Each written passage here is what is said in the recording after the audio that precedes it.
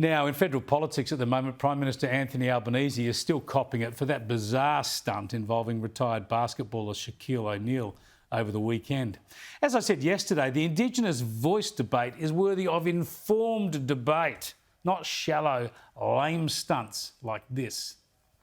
Mr O'Neal does a lot of work in the United States about social justice and lifting people up who are marginalised, including through sporting organisations. And we have had discussions with the AFL, the NRL, etc. And here he is. Hey, how are you? How you going? Good to see you. Hello, Australia. Nice to see you.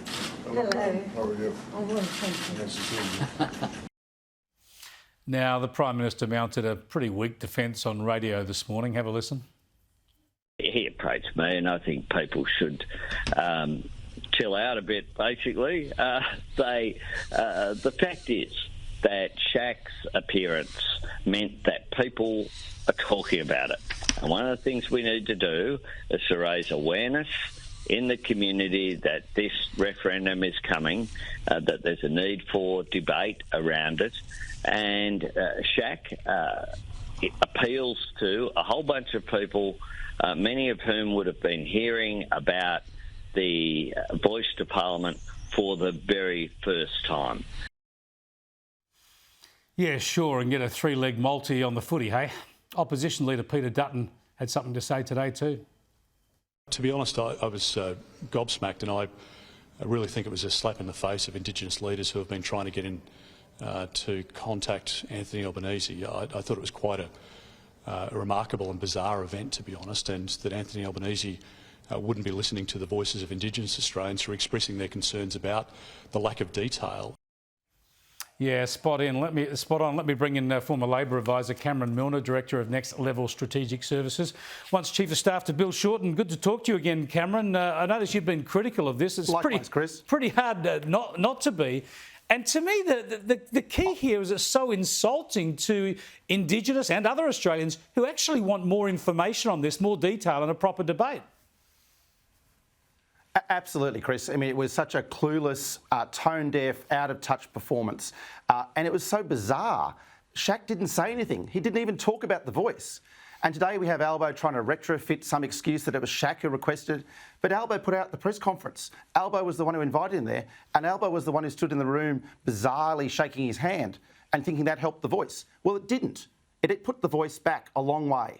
Yeah, well, I'm an advocate for the voice. It's sometimes a hard road to hoe. As am I, Chris. On the centre right of politics. But this sets it back because it bows to all that sort of tokenistic and emotional content that you worry about from left of centre politics. So this needs to be a rational argument, not that sort of campaign.